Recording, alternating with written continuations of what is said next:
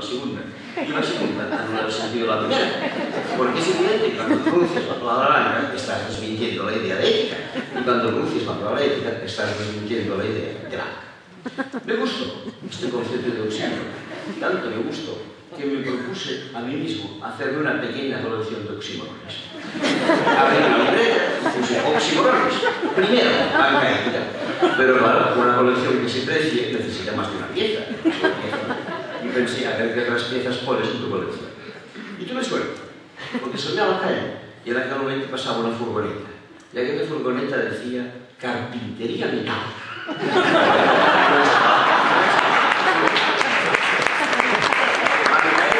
Carpintería metálica. Él tenía dos oxímorones en la puerta, pero había que completarla. Y entonces estábamos en plena guerra de Irak. Escuchamos ya las noticias, y las noticias dijeron en esta población, obviamente refiriéndose a una población iraquí, ha caído fuego amigo. ¿Qué le vamos a hacer? Bien, banca ética, carpintería metálica, fuego amigo. Mi colección avanzaba. Entonces me encontré a un amigo y me dijo, ¿qué haces? Y yo, mira, colección de oxímorones. Debes haber colocado el más famoso de todos. Digo, ¿cuál es? Obviamente, inteligencia militar. Pero no es excepcional. Y todavía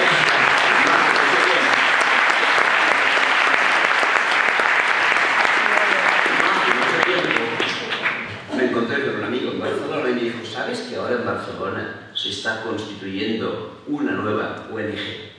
Contesté, mira, hay tantas, pero bueno, que haya una nueva siempre está bien. ¿Cómo se llama esta ONG? Y me contestó, Aduaneros sin Fronteras. ¿Cómo se ve? Esto de la banca ética se presta un poquitín a la broma. Pero en cualquier caso, que nos hacen bien, ya hemos tenido en los últimos años la oportunidad de conocer a Trios, de conocer a FIARE, de conocer a COP57, de conocer a IACREI, de conocer experiencias de banca ética. ¿Cuáles son sus características? Básicamente tres. Primera, nunca acudir a bolsa, es decir, nunca especular. Segunda, actuar con criterios negativos. Nunca invertirán en armas, nunca invertirán en drogas, nunca invertirán en explotación infantil, nunca invertirán en nucleares, nunca invertirán en tabaco, etc. Y finalmente actúan con criterios positivos. Todo aquel dinero que nosotros prestemos a alguien irá destinado solo a tres finalidades: creación de empleo, cultura y educación y protección del medio ambiente. De manera que tú sabes que tu dinero está bien canalizado, porque en muchas otras ocasiones no sabes qué pasa con tu dinero. Tú puedes estar en una manifestación en contra de la guerra de Irak por la calle y tener tu dinero, en Bilbao, sin más lejos, que es uno de los mayores promotores de industria de armas. O todavía peor, puedes hacer las cosas. Despreocuparte de algo de lo cual no deberíamos despreocuparnos nunca, que es el fondo de pensiones. Yo coloco mi dinero en el fondo de pensiones. Lo tengo 40 años o 35 años hasta que me jubilo a par cada año. No tengo ni la más remota idea de lo que hace mi dinero durante estos 35 años. En el mejor de los casos me preocupo de saber qué rentabilidad me ha ofrecido. No podemos ir por el mundo de esta manera. A lo mejor yo sigo actuando en favor del tercer mundo o en contra de los SIDA o de lo que sea y tengo mi dinero metido en fábricas que me dejan lo que están haciendo. Esto hay que vigilarlo en todo. Si queremos transformar esta economía, este es un tema de diario. Bien, con eso termino todo lo que yo les quería decir sobre el tema financiero. Pero si tienen la paciencia de esperar 10 minutos, les voy a añadir dos o tres cosas más complementarias que no son estrictamente hablando de la crisis financiera, pero que entiendo que son importantes para ser tratadas. ¿Y cuál es? ¿Y cuál es el siguiente tema que yo quisiera abordar? Y me parece fundamental. Quizá incluso más fundamental que los anteriores que hemos tratado. El paro, el desempleo. ¿Cómo vamos a salir del desempleo? ¿Cómo vamos a encontrar trabajo para 5 millones de personas? ¿Lo encontraremos? No. Nunca. Jamás. Es lo que me decían a mí de pequeñito cuando iba a clase de catecismo. Tú quieres el pecado. Yo tenía que responder, no, nunca, jamás. ¿Encontraremos trabajo para 5 millones de personas? No, nunca, jamás. Se termina. Bueno, ¿no lo encontraremos? No.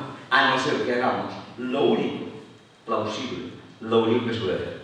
Y les aseguro que después de dar vueltas meses y meses, no se me ocurre mejor solución. No es muy buena, pero es la única. La única manera de responder al paro es repartir entre todos el trabajo existente. No hay ninguna otra solución. que los que tenemos la suerte de tener trabajo trabajemos un poco menos, para que los que no tienen trabajo trabajen un poco más.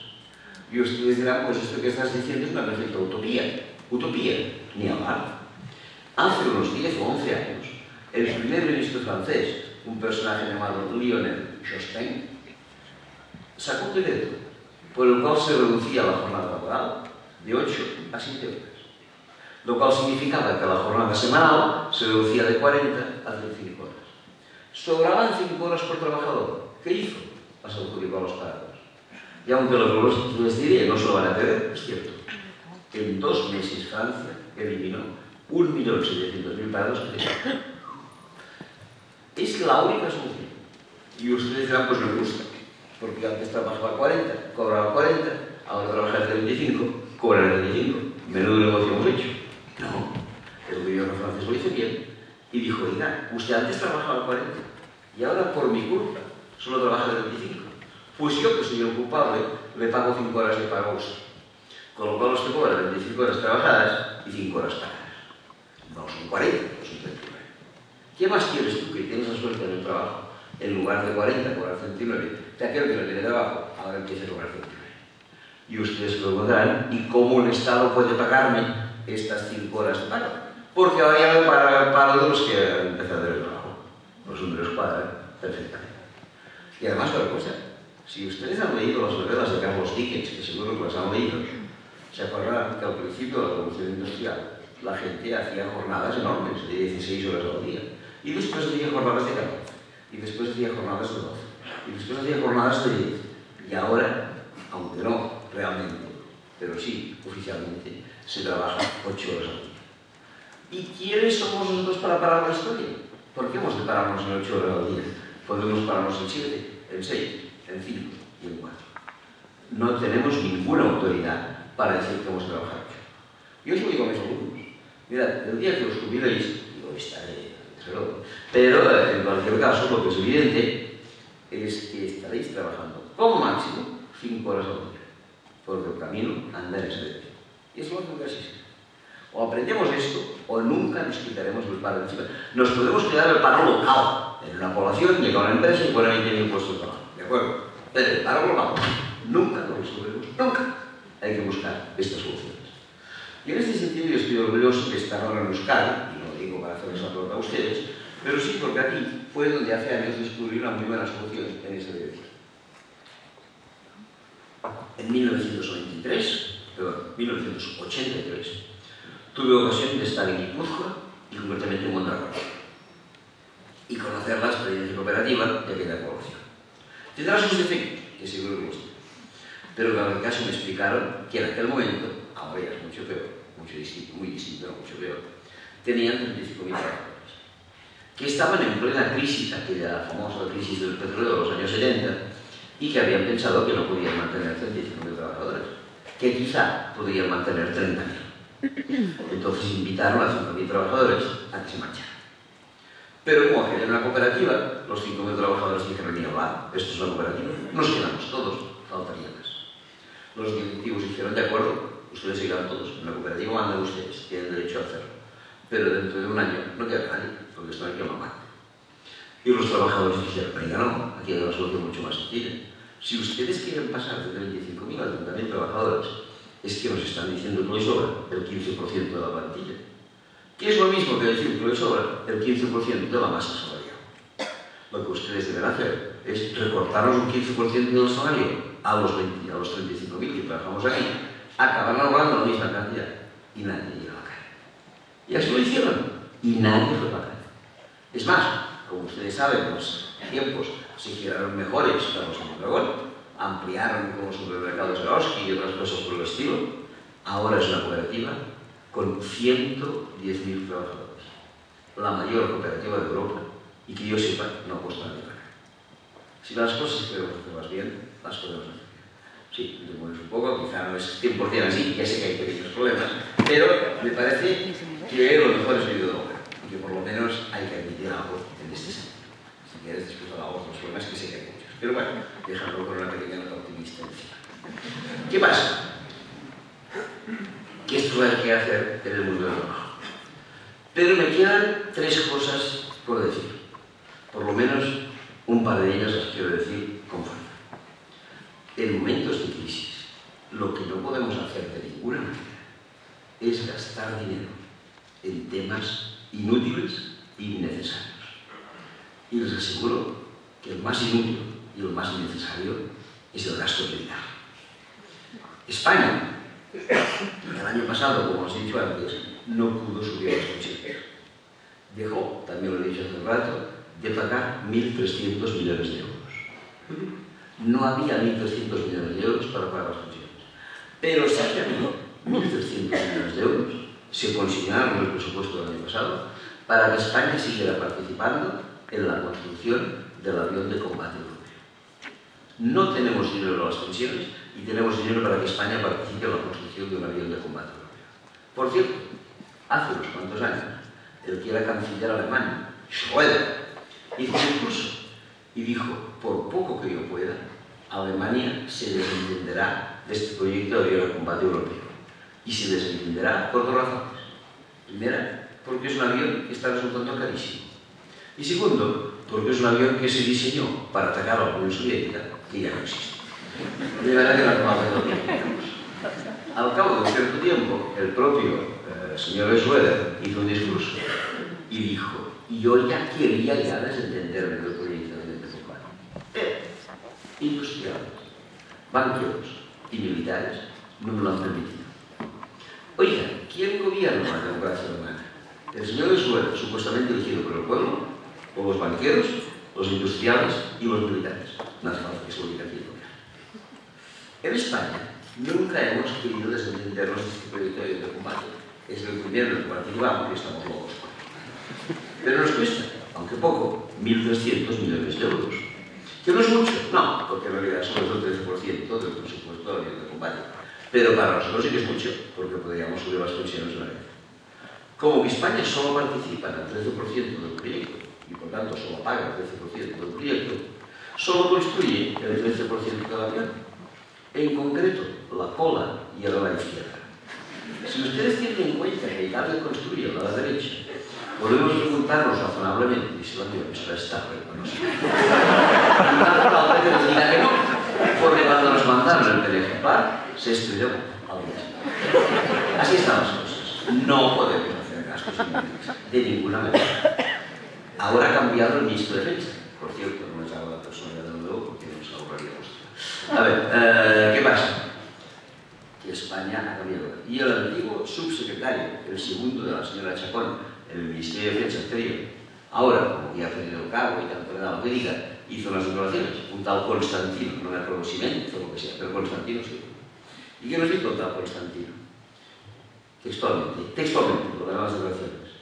En los últimos años, en el último periodo de mandato, hemos comprado armas que no necesitábamos y que pretendíamos pagar con dinero que no teníamos.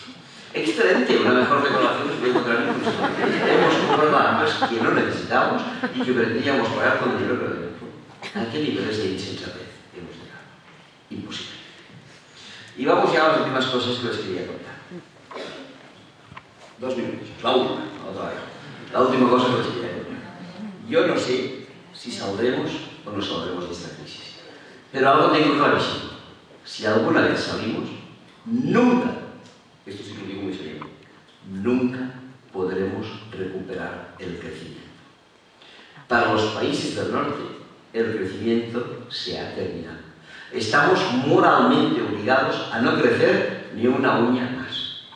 Los que somos de mi generación, y en esta sala seguramente hay algunos y que me perdonen, hemos sido la generación más perversa en la historia del planeta.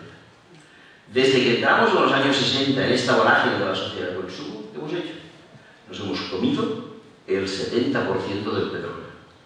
Hemos hecho subir 1,5 grados la temperatura hasta conseguir que los icebergs del Polo Norte y del Polo Sur se deshagan y estén llevándose de calle a estados enteros como las Maldivas, que casi no existen porque el agua se las ha comido.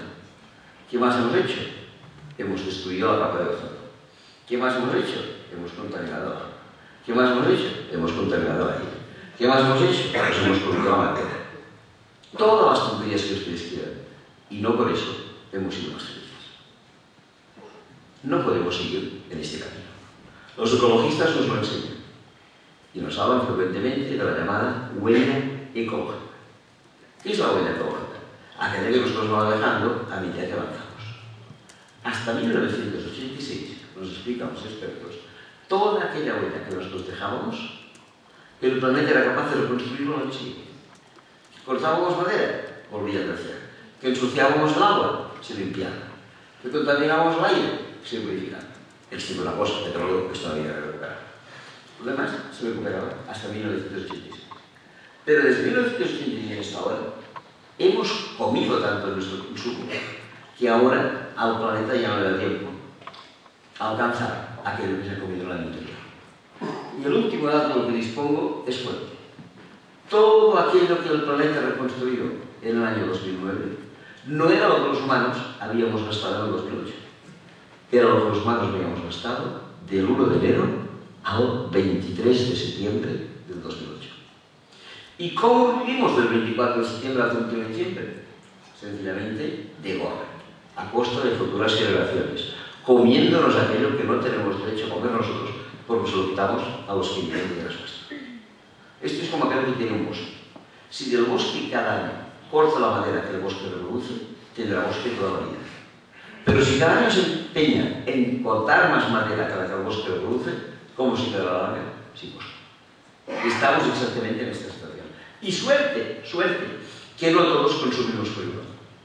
Porque ustedes saben que el año pasado el mundo llegó a los 7.000 millones de habitantes, de los cuales 1.000 consumimos tanto como podemos, pero los otros 6.000 están a ver las que decía el otro día el informe que leí, tristísimo, que si los 7.000 millones de personas que vivimos en este planeta, estas 6.000 que lo consumen, quisieran consumir como consumimos nosotros, el planeta no se reproduciría del 1 de enero al 23 de septiembre, se reproduciría del 1 de enero al 7 de abril de cada año. La Tierra solo da para reproducir una cuarta parte de aquello que los de los países del norte estamos consumiendo. No podemos seguir de esta manera. Que no nos venga nadie a decir que ahora saldremos de la crisis, eso sí, pero que no venga nadie a decirnos que ahora cuando salgamos de la crisis recuperaremos el crecimiento. No, el crecimiento no lo podemos recuperar. El crecimiento material, el crecimiento espiritual, el crecimiento musical, el crecimiento literario, el crecimiento poético, el crecimiento amoroso, el diario. Pero el crecimiento material se terminó. No podemos. Claro que podemos. Pero si tenemos muy mala jugada y nuestros nietos y bisnietos nos van a pedir cuentas. Creo que hemos de enfocar eso. Y les aseguro que si enfocamos así esta salida de la crisis, si enfocamos así desde el punto de vista global qué es lo que pasa en el planeta, quizá, si esto significa un cambio de chip para todos nosotros, quizás si somos capaces de reflexionar, quizá podamos terminar con una frase que sea: gracias a la crisis hemos podido cambiar nuestras actitudes. Muchas gracias.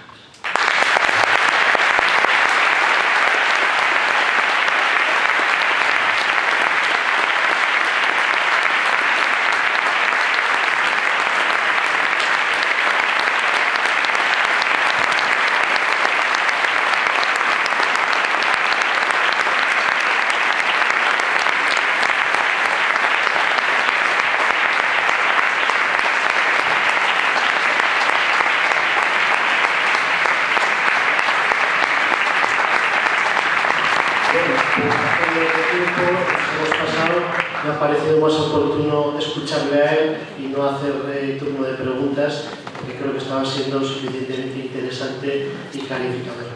Gracias a todos por vuestra asistencia, espero que hayan disfrutado y que nos veamos en la próxima.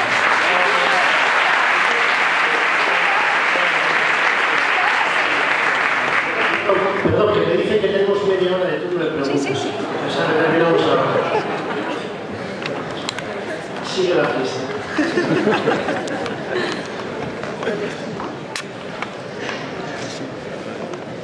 Sí, si alguien quiere hacer alguna pregunta puede levantar la mano y... allá al fondo.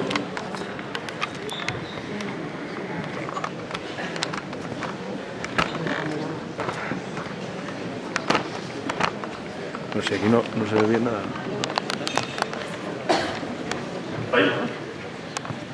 Atxalde guztioi, eta legaizkizkarrak ematea hauan ditu zuen guztioi, eta nibele izateagatik ere, eta nahi dituen bilatere egin. La primera pregunta, dejado caer en algún momento.